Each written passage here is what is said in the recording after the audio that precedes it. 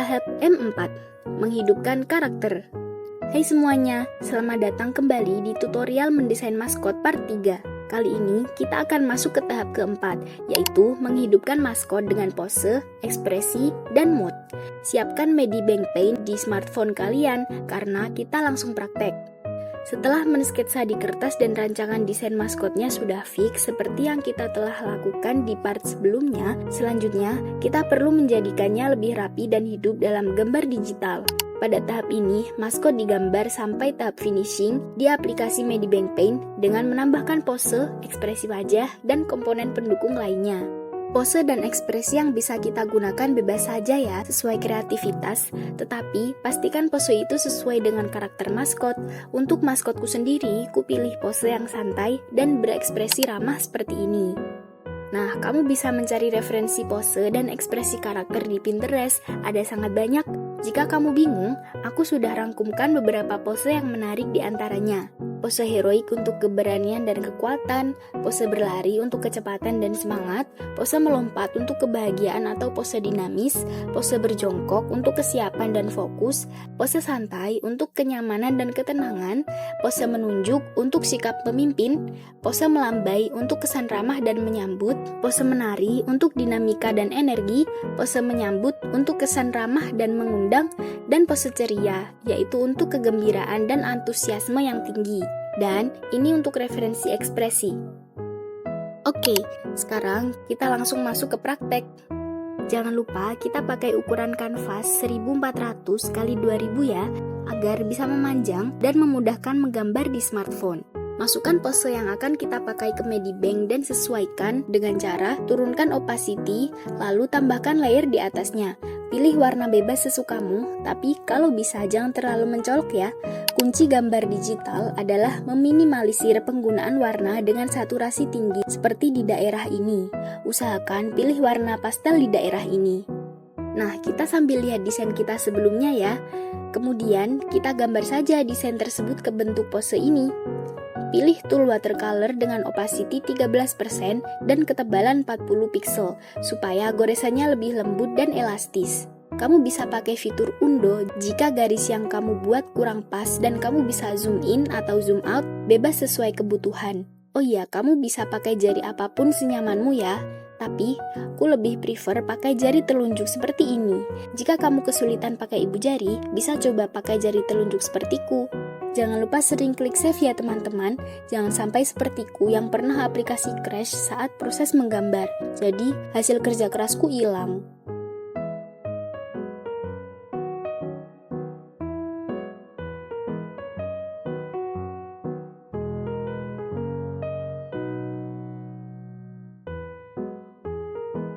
Oke, sketsanya sudah selesai. Selanjutnya adalah tahap line art. Layer sketsa tadi turunkan opacity menjadi 30%, lalu tambahkan layer baru di atasnya. Untuk layer proporsi kita hide aja ya. Kemudian pilih tool pen, ubah ketebalan jadi 10 pixel dan opacity 100%. Lanjut pilih warna, saranku pilih warna merah tua atau coklat tua ya, jangan hitam. Dan di bagian kiri terdapat correction, ubah menjadi 7. Dan jangan lupa bedakan layer untuk ekspresi wajah dari bagian tubuh lain, karena menggambar ekspresi biasanya sedikit sering berubah-ubah. Oke, kita gambar saja seperti ini. Di tahap ini harus diusahakan serapi mungkin ya, dan harus rapat tiap bagian agar mudah saat kita coloring nanti.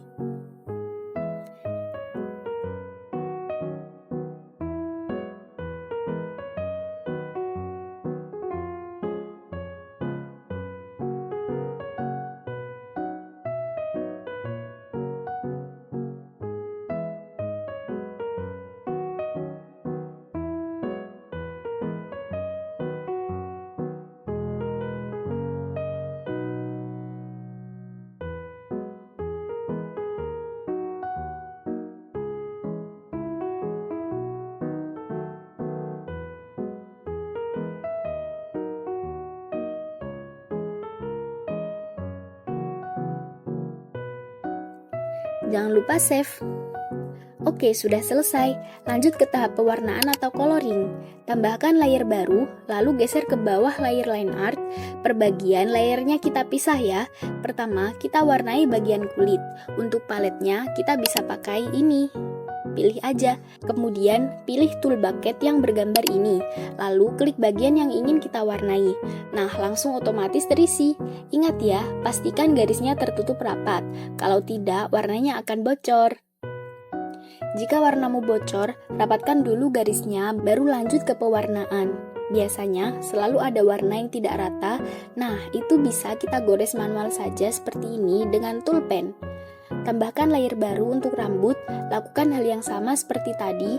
Nah, untuk bagian lainnya bisa diulangi seperti tadi ya, pastikan warnanya tertutup semua.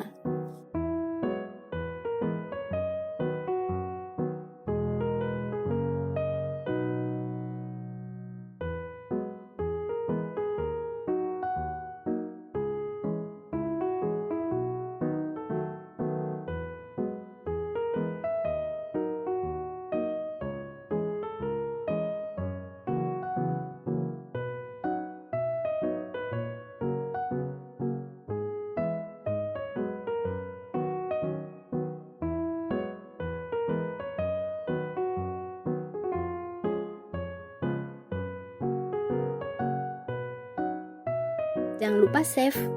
Oke, sudah. Selanjutnya adalah proses shading dan finishing. Di tahap ini, sebenarnya bebas sesuai kreativitas seniman ingin melakukan shading dan finishing seperti apa. Kamu bisa membuat gaya flat seperti ini, atau gaya full color seperti ini. Tapi jika kamu tidak tahu dan belum pernah menggambar, kamu bisa mengikuti langkah-langkahku. Aku akan menggunakan art style yang tidak terlalu berat dan tidak terlalu ringan. Pertama yang kita lakukan adalah memberi variasi warna di bagian rambut dan mata. Misalnya di area rambut, pilih warna dengan color picker, warna yang sama dengan rambut. Lalu ke menu layer, tambahkan layer, ubah blendingnya menjadi multiply, dan klik clipping. Kemudian pilih airbrush dengan ketebalan 280 dan opacity 100%, lalu gores ke bagian tepi rambut di area ini. Seperti ini. Dan di area tepi, hapus sedikit untuk memberi kesan mengkilap.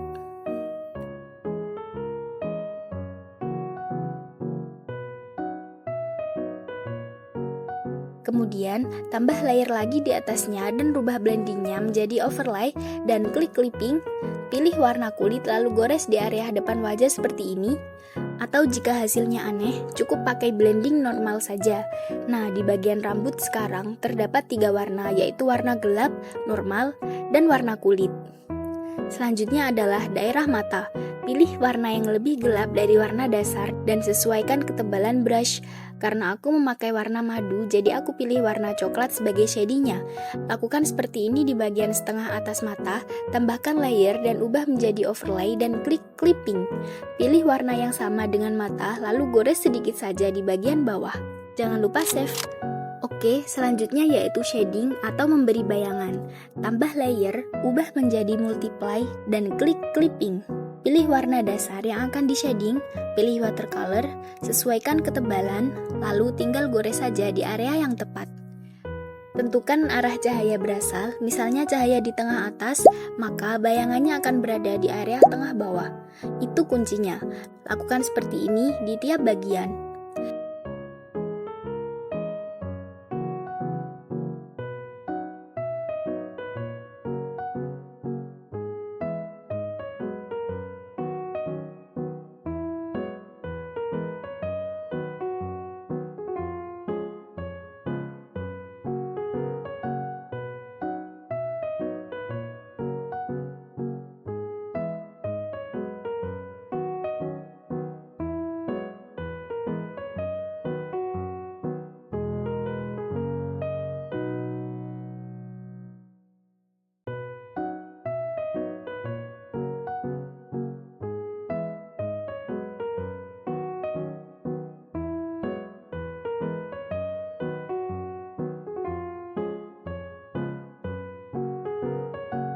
Nah, sudah selesai. Ini adalah penampakan layer yang kupakai.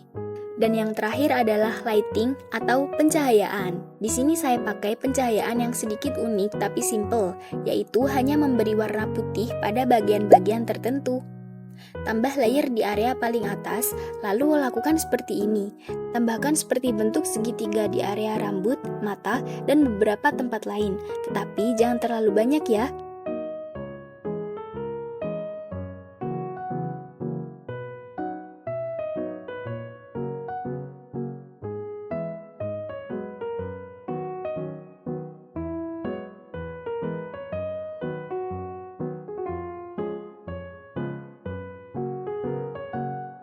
Dan selesai, jangan lupa klik save ya teman-teman. Jika mau ekspor gambar, klik garis 3 di bawah kiri, lalu pilih ekspor PNG atau JPG files, klik PNG dan klik OK, dan selesai, maskotmu sudah jadi.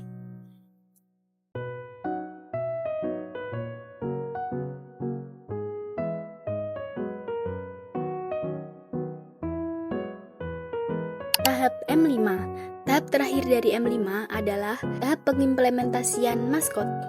Maskot jika tidak diimplementasikan pada sesuatu, maka maskot tersebut bisa dikatakan tidak berguna karena tidak ada orang yang melihatnya. Maskot yang baik adalah maskot yang dilihat oleh orang lain, apalagi jika maskot tersebut benar-benar menarik perhatian orang. Jika itu terjadi, maka selamat, kamu telah berhasil membuat maskot untuk personal branding kamu. Nah, berikut adalah beberapa tempat di mana personal maskot dapat digunakan atau diimplementasikan. Di sini aku menggambar ilustrasi maskotku menjadi karakter manusia dewasa. Selanjutnya, ku jadikan dia merchandise di kaos, stiker, dan gantungan kunci seperti ini. Bisa ku jual atau ku bagi-bagikan ke relasi dan kenalanku. Kamu mau?